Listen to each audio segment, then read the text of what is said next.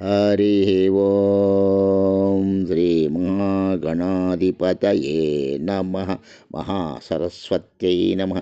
दीनामवित्रिवतु गुरुब्रह्मा गुरुविष्णु गुरुदेवो महेश्वर गुरुसाक्षात् ब्रह्मा तस्मै श्रीगुरवे नमः। गुरवे सर्वलोकानां विषये भवरोगिणां निधये सर्वविद्यानां दक्षिणामूर्तये नमः। ज्ञानानन्दमयं देवं निर्मलं स्फटिकाकृतिम् आधारं सर्वविद्यानां हयग्रीवमुपास्मये। ज्ञानानन्दमयं देवं निर्मलं स्फटिकाकृतिम् आधारं सर्वविद्यानां हयग्रीवमुपास्मये. ప్రియ భగవద్బంధువులారా, మనము ఈ రోజున శివ అష్టోత్తర నామములను తెలియజేసుకుంటున్నాము, గమనించగలరు.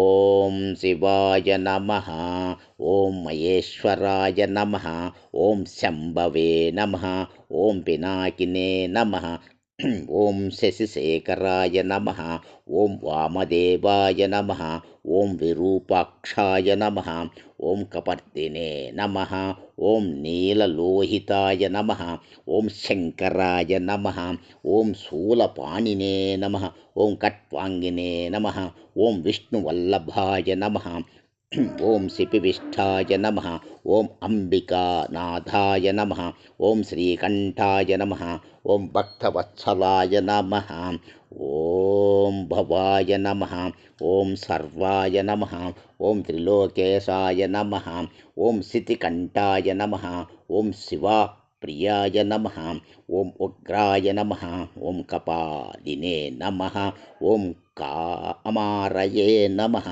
ఓం అంధకాసురశోధకాయ నమః, ఓం గంగాధరాయ నమః, ఓం లలాటాక్షాయ నమః, ఓం కాళకాలాయ నమః, ఓం కృపానిధయే నమః, ఓం భీమాయ నమః, ఓం పరశుహస్తాయ నమః, ఓం మృగపాణియే నమః, ఓం జటాధరాయ నమః, ఓం కైలాసవాసినే నమః, ఓం కవచినే నమః, ఓం కఠోరాయ నమః, ఓం త్రిపురాంతకాయ నమః, ఓం వృషాంకాయ నమః, ఓం వృషభారూఢాయ నమః, ఓం భస్మోధూళిత విగ్రహాయ నమః, ఓం సామప్రియాయ నమః, ఓం సర్వమయాయ నమః, ఓం త్రయీమూర్తయే నమః, ఓం అనీశ్వరాయ నమః, ఓం సర్వజ్ఞాయ నమః, ఓం పరమాత్మనే నమః, ఓం సోమసూర్యాగ్నిలోచనాయ నమః, ఓం హవిషే నమః, ఓం యజ్ఞమయాయ నమః, ఓం సోమాయ నమః, ఓం పంచభక్త్రాయ నమః, ఓం సదాశివాయ నమః, ఓం విశ్వేశ్వరాయ నమః, ఓం వీరభద్రాయ నమః, ఓం గణనాదాయ నమః, ఓం ప్రజాపతయే నమః, ఓం హిరణ్యరేతసే నమః, ఓం దురధర్షాయ నమః, ఓం దుర్ధర్షాయ నమః, ఓం గిరీశాయ నమః, ఓం గిరిశాయ నమః, ఓం అనగాయ నమః, ఓం భుజంగభూషణాయ నమః, ఓం భర్గాయ నమః, ఓం గిరిధన్వనే నమః, ఓం గిరిప్రియాయ నమః, ఓం కృత్తివాససే నమః, ఓం పురారాతయే నమః, ఓం భగవతే నమః, ఓం ప్రమదాధిపాయ నమః, ఓం మృత్యుంజయాయ నమః, ఓం సూక్ష్మతనవే నమః, ఓం జగద్వ్యాపినే నమః, ఓం జగద్గురవే నమః, ఓం వ్యోమకేశాయ నమః, ఓం మహాసేనజనకాయ నమః, ఓం చారు విక్రమాయ నమః, ఓం రుద్రాయ నమః,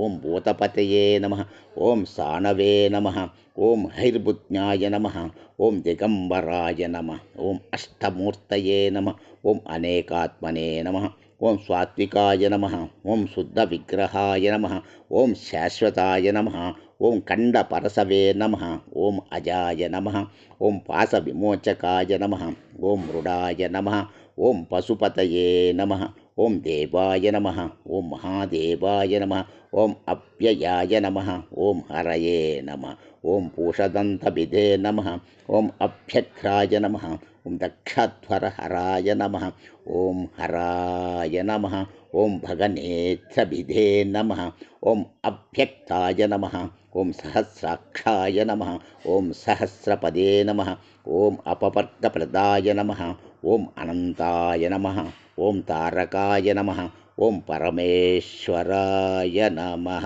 ఓం నమః శివాయ చ నమః శివాయ. సౌరాష్ట్ర సోమనాథం చ శ్రీశైలమల్లికార్జునాం ఉజ్జాయిన్యామహంకాళ ఓంకారమమళేశ్వరం పర్ల్యాం వైద్యనాథం చ ఢాకిన్యాం భీమశంకరం సేతుబందేతు రామేశ్వరం నాగేశ్వరం దారుకావనే వారాణశ్యాంత విశ్వేశం త్రయంబకం గౌతమీతటే హిమాలయేతు కేదారం కృష్ణేశం చ శివాలయే.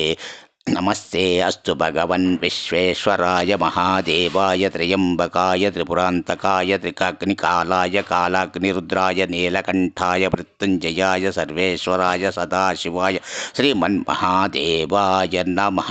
ఓం నమః శివాయ చ నమః శివాయ. ఓం నమః శివాయ చ నమః శివాయ. ప్రతిరోజు కూడా ఈ యొక్క స్తోత్రాన్ని విన్నను, శ్రవణము చేసిన విన్నను రెండూ ఒకటే. ఏదైనా కానీ మీరు చదువుకోగలిగితే ప్రతిరోజు కూడా చాలా విశేషమైన ఫలితాలు ఆ పరమేశ్వరుణ్ణి మనకు లభించగలవు. ఓం నమః శివాయ చ నమః శివాయ.